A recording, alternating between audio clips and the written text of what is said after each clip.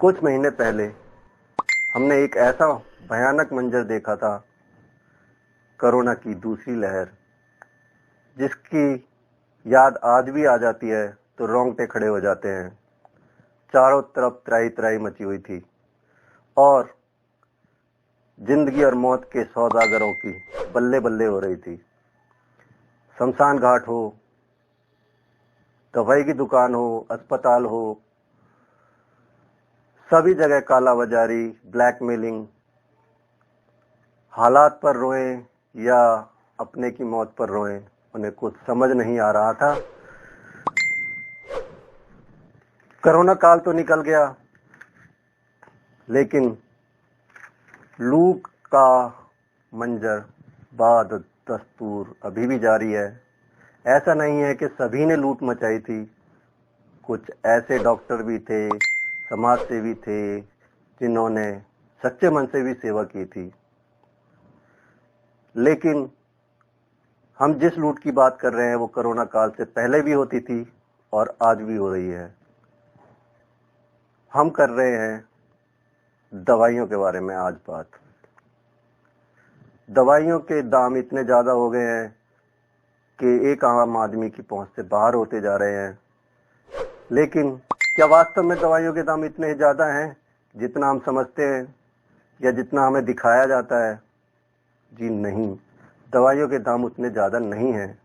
ये खुल्लम खुल्ला एक लूट चल रही है, जिसकी परमिशन या अनुमति सरकार ने लूटने की दे रखी है। कुछ साल पहले याद होगा, आमिर खान साहब का एक प्रोग्राम था सत्यम विजेते। उसमें उन्होंने एक जिक्र किया था जेनेरिक दवाइयों का। हमारी बात थोड़ी सी उससे आगे जाती है। उसको समझाने के लिए पहले देखते हैं आमिर खान साहब के इस प्रोग्राम की कुछ झलकें। डॉक्टर समित, मुझे बताइए कि ये कैसा मुमकिन है कि हमारी जो कॉरेस्पॉन्डेंट थी वो वही दवाइयाँ उन्होंने 2000 कीमत में उनको मिली एक दुकान में, और जो जेनरिक मेडिसिन है उस दुकान में जब गई तो उनको कम में मिली, 300 में मिली। ये कैसे मुमकिन है? ठीक इसी समय प्रतिक्षण प्रतिपल एक ट्रेजेडी हमारे चारों ओर घट रही है। अर्थक्वेक की या कोई सुनामी की बात करें, उसमें जितने लोगों की जानें एक दिन में जाती हैं, उससे ज्यादा जानें प्रतिदिन इस ट्रेजेडी की वजह से जाती है। वो क्या ट्रेजेडी है? वो ट्रेजेडी ये है साहब कि जो दवाइयों की जो वास्तविक कीमत है वो तो बहुत ही कम है, पर जो दवाइयाँ हम जब बाजार से खरीद के लाते हैं तो हमें वो 5 गुना, 10 गुना, 20 गुना, कई बार तो 50 गुना से भी ज्यादा दामों पे हम उसको खरीदते हैं। जैसे हम भारत में अगर देखें कि 40 करोड़ से ज्यादा लोग ऐसे हैं जो अपने लिए 2 वक्त की रोटी नहीं जुटा पाते, तो क्या वो उस दवा को खरीद सकते हैं? बहुत सारे लोगों को इस वजह से दवाई नहीं मिल रही। यस, WHO कहता है कि स्वतंत्रता के 65 वर्ष पश्चात आज भी 65% of the Indian population lacks regular access to essential medicine. जो मेन दवाई हैं, जो आवश्यक दवाइयां हैं, वो उन तक नहीं पहुंच पाती रकम की वजह से। मुझे बताइए कि ये जो जेनेरिक मेडिसिन जो हम कहते हैं, अभी ये अंग्रेजी का शब्द है, इसको हिंदी में कैसे समझाएं? मैं आपको बहुत सरल भाषा में बताता हूँ। हाँ। तो ये जेनेरिक नाम जो दवा का जो मूल सॉल्ट है, जो इसके अंदर जो दवा है उसका नाम है, केमिकल नाम, उसका केमिकल नाम है। अब जैसे और उदाहरण अगर सरल करके बताएं इसको, तो जैसे ये लड़की दुबली पतली सी नजर आती है, तो मैं अगर डॉक्टर हूं, हाँ। तो मैं इसको ये कहूं 1 गिलास दूध सुबह, 1 गिलास शाम को पिया कर। पर चिकित्सा के व्यवसाय में दुर्भाग्य से हमारे देश में ऐसा नहीं हो रहा। हम ये नहीं कहते कि आप भैंस का दूध लेके आइए, हम कहते हैं कि वो रामू की भैंस का दूध लेके आना। यही ब्रांडिंग है। ये जब उसकी दुकान पे जाती है, वो कहता है 500 रुपए लीटर है, लेना है कि नहीं लेना। तो जो 30 रुपए की चीज है वो 500 रुपए में मिलती है। तो अगर मैं डायबिटीज की दवा ले रहा हूँ और अगर मैं ब्रांडेड दवा लेता हूँ तो मुझे कितने की पड़ेगी? जैसे एक 117 रुपए में भी है, 117 रुपए में मिलती है। अब और अगर वही चीज हम उसके जेनेरिक मेडिसिन के नाम से लें तो वो कितने की बनती है? वो मात्र 1 रुपए 95 पैसे में 10 गोली मिलती है। जी हाँ, डॉक्टर समित शर्मा जी ने बड़े अच्छे से बताया कि जेनेरिक और ब्रांडेड में क्या फर्क है दूध के जरिए। हाँ जी, रामू का दूध ब्रांडेड है और किसी का भी दूध जेनेरिक है। अब हमारी बात शुरू होती है। हम कहते हैं कि रामू भी जेनेरिक बना रहा है, या दूध बेच रहा है। अब इसी फील्ड को हम दवाइयों के फील्ड में लेकर जाते हैं इसी बात को। तो हमने एक सिप्ला की एक दवाई को चुना यह जानने के लिए कि इसकी कीमत क्या है, कितने में बेची जा रही है और वास्तव में ये बिकनी कितने की चाहिए। तो हम अलग अलग दुकानदारों पर गए, हमने पता किया, उनका दाम पता किया, तो पाया कि जितना बड़ा दुकानदार उतना बड़ा लुटेरा। अब दवाई की कीमत तो 185 है, लेकिन दवाई जेनरिक है। सिप्ला की दवाई जो ब्रांडेड करके बेची जा रही है वो जेनरिक ही है।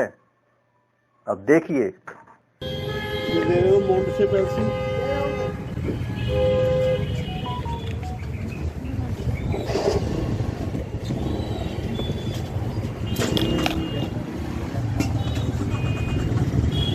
वो 500 हो गए। 3 किलो वो है और ये थोड़ी थोड़ी रखना आगे ज़्यादा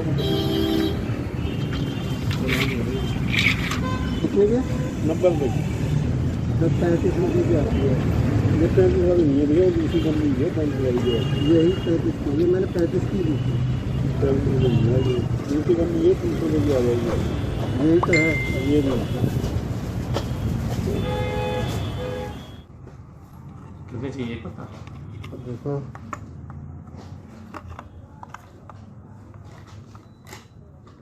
है तो ये कितने की है? आपने कहाँ से लिया है ये तो मैंने बल्लभगढ़ से लिया था। ये अलग अलग रेट होगा। कितने का लिया है मतलब? आपके पास कितने की है? सर इसका रेट भी डिफरेंस आएगा बहुत, क्योंकि बल्लभगढ़ का रेट अलग ही है। 100 का है। 100 का?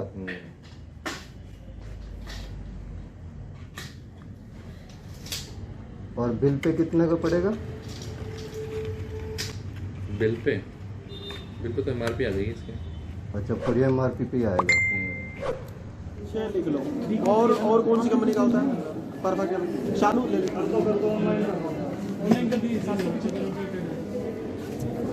पहले रेट बता देना मुझे कितने की है। एक पीस। हाँ तो वो लिख लो। उसी को गारंटी वारंटी भी होती है क्या? अच्छा तो वो लिख लो, 5 पीस लिख लो। ठीक है जी, 3 आइटम हो गए। अच्छा बस 3 आइटम हो गए ना। अच्छा एक ना शिकायत करने वाला कौन सा है हमारे पास? नहीं जेल वाला अपने लिए चाहिए, किसी डॉक्टर को देनी है। तो इसका गारंटी भी होता है? 185 रुपए की है सर। 185 की? ये तो 35 रुपए की आती है मात्र। भेज देना, मैं कैश दे दूंगा पैसे। यहाँ पर तो सर MRP पे। पिछली बार यहाँ MRP पर ही है। पैसे। मॉन्टेसिप अगर आप किसी वेबसाइट से खरीदते हैं तो ये आपको 148, 139 रुपए की ही मिलेगी। कोई 25% डिस्काउंट, कोई 24% डिस्काउंट करके देगा। लेकिन मुझे ये दवाई 35 रुपए में मिली एक शॉप से, वो भी एक छोटे शहर में। तो सोच सकते हैं कि बाकी लोग कितना मार्जिन कमा रहे हैं। ये हाल सिर्फ फरीदाबाद का ही नहीं है, ये लूट पूरे हिंदुस्तान में चल रही है। चाहे वो आपका दोस्त हो, चाहे आपका पड़ोसी दुकानदार हो, ये लूट हर कोई कर रहा है। आपको पता ही नहीं है कि जेनरिक दवाई को आपको ब्रांडेड करके ही बेचा जा रहा है। दुकानदार हो या सरकार हो, उन्हें कोई फर्क नहीं पड़ता कि एक गरीब आदमी या एक मध्यम वर्ग परिवार जो अपने घर के को किस मुसीबतों के साथ चलाता है, गुजारा कर रहा है, कोई फर्क नहीं पड़ता कि ये मरता है या जीता है।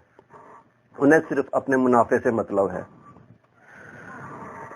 जितने रुपए में एक इंसान 10 दिन की दवाइयां ले सकता है, लेकिन इन दुकानदारों की लूट की वजह से वो सिर्फ 3 दिन की ही दवाई ले पाता है।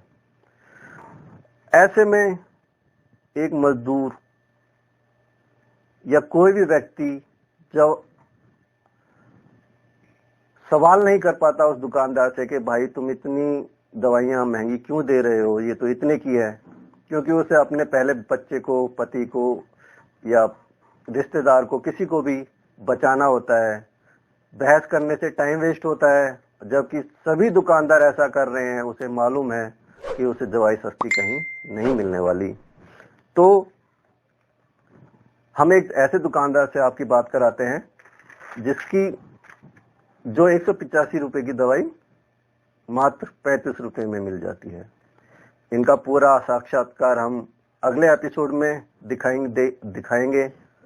उससे पहले आप हमारे चैनल को सब्सक्राइब कर लीजिए और शेयर कीजिए और बेल आइकॉन के बटन को जरूर दबाइए, जिससे कि आपको हमारे नए एपिसोड की नोटिफिकेशन सबसे पहले पहुंच जाए।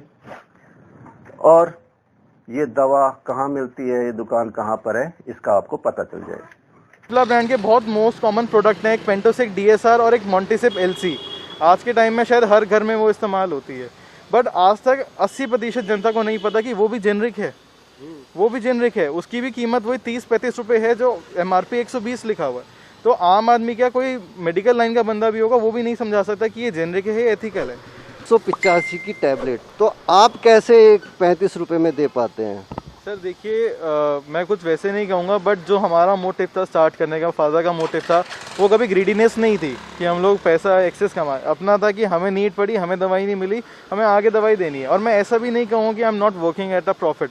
अगर मैं प्रॉफिट में नहीं काम करूँगा तो मैं सस्टेन नहीं कर सकता। आप 35 रुपए में भी कमा रहे हैं और वो 140 रुपए में भी घाटा कर रहे हैं अपना, कि भाई हम 15-20% से 30% डिस्काउंट देने के बाद आपके ऊपर एहसान कर रहे हैं, लेकिन फिर भी आपको वो लूट रहे हैं।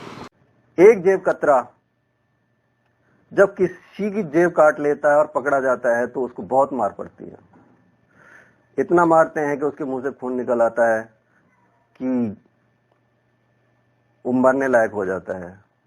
और जब एक दुकानदार, एक दवा विक्रेता आपकी खुल्लम खुल्ला जेब काट रहा है, शायद आपको पता भी है, हम उससे कभी कुछ नहीं बोलते। जब दवा लेते हैं धन्यवाद करते हैं और अपने घर चले जाते हैं।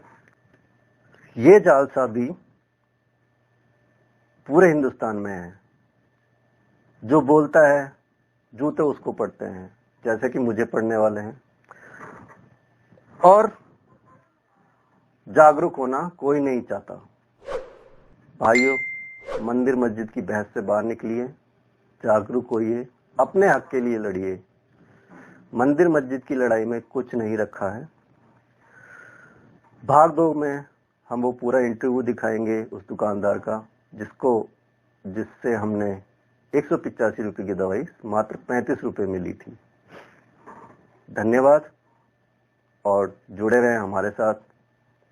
TV 4 वे आईना, टीवी नहीं, ये आईना है। धन्यवाद।